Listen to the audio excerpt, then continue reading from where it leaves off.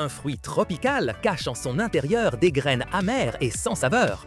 Ces graines, que personne ne voudrait manger seules, se transforment en quelque chose de magique. Avec un peu de science, elles deviennent le délicieux chocolat que tu aimes tant.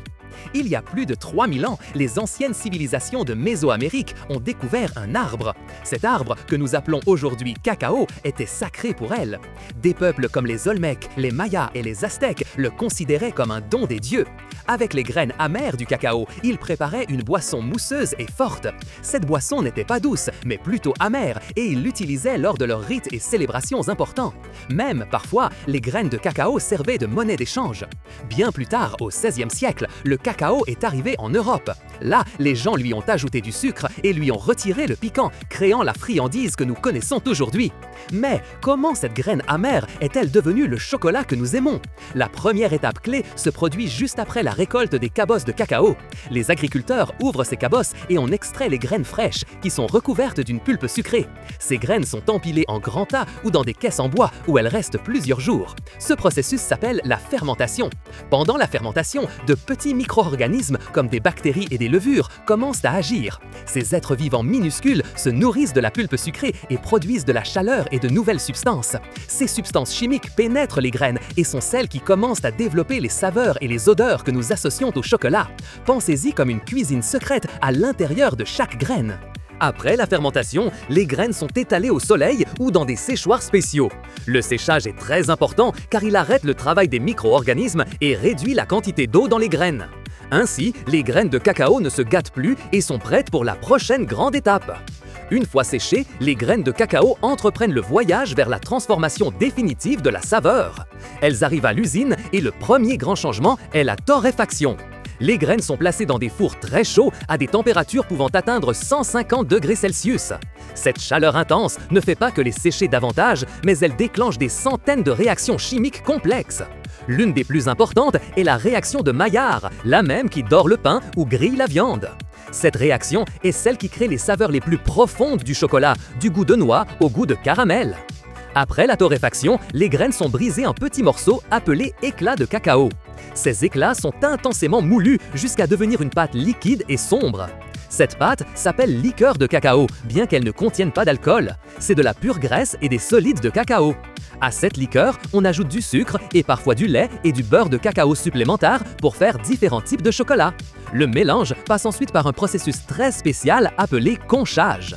Le conchage est un brassage lent et constant qui dure de nombreuses heures, parfois jusqu'à plusieurs jours. Les grandes machines à concher, comme des bras géants, frottent et mélangent le chocolat. Ce mouvement élimine l'acidité et l'amertume qui subsistent encore. Il rend également les particules de cacao et de sucre si fines que le chocolat fond doucement dans la bouche. C'est le secret pour que le chocolat ait cette texture incroyablement lisse et soyeuse. Imaginez le chocolat parfait, brillant, avec un son clair quand il se casse.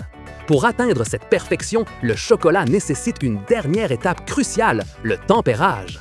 Une fois que le chocolat est conché et prêt, il est fondu, puis refroidi et réchauffé à nouveau. Cette danse des températures très bien contrôlée est fondamentale pour le beurre de cacao. Le beurre de cacao est la graisse naturelle qui donne au chocolat son onctuosité. S'il est refroidi brusquement, les cristaux de cette graisse se forment de manière désordonnée. Le résultat est un chocolat qui semble opaque, avec des taches blanches et qui se désagrège sans force. Mais avec le tempérage, les producteurs s'assurent que les cristaux de beurre de cacao s'unissent de la bonne manière. Des millions de petits cristaux stables se forment, tous bien alignés. Cela donne au chocolat son éclat caractéristique, sa résistance à fondre dans les mains et son son craquant quand il se brise. Le tempérage est la science derrière l'apparence et la sensation parfaite du chocolat. Mais l'histoire du chocolat ne s'arrête pas au goût ou à la texture. Quand vous mordez un morceau, avez-vous remarqué cette sensation de bonheur et de bien-être? Ce n'est pas seulement votre imagination, la science explique cet effet magique. Le cacao contient des composés chimiques spéciaux qui interagissent avec notre corps. Un groupe important sont les flavonoïdes, qui sont des types d'antioxydants. Les scientifiques ont découvert que les flavonoïdes peuvent être bons pour le cœur et le cerveau. Un autre composé clé est la théobromine, un alcaloïde similaire à la caféine. La théobromine nous procure une sensation d'énergie douce sans la nervosité que le café donne parfois.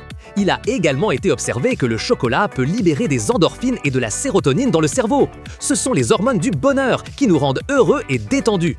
Ainsi, le chocolat ne nourrit pas seulement votre corps, mais il stimule aussi votre cerveau. C'est une preuve de plus que la science nous offre du plaisir à chaque bouchée. Comme vous le voyez, le chocolat est bien plus qu'une simple friandise. C'est le résultat d'un voyage incroyable qui commence par une graine amère dans une gousse tropicale. Il passe par des transformations anciennes et des processus scientifiques modernes. La fermentation éveille ses premières saveurs, la torréfaction les approfondit. Le conchage le rend doux comme de la soie et le tempérage lui donne son éclat parfait. Et finalement, ces composés nous offrent une dose de pur bonheur. Chaque bouchée est une petite leçon d'histoire, de chimie et de biologie. C'est le miracle de la science transformé en le mets le plus aimé du monde. Si le voyage du cacao au chocolat vous a fasciné, n'oubliez pas de donner un j'aime à cette vidéo. Partagez cette découverte avec vos amis et laissez-nous un commentaire avec votre moment préféré pour savourer un bon chocolat. Et si vous voulez continuer à dévoiler les secrets que la science cache dans le quotidien, abonnez-vous à la chaîne Explorando. Rendez-vous à notre prochaine expédition du savoir.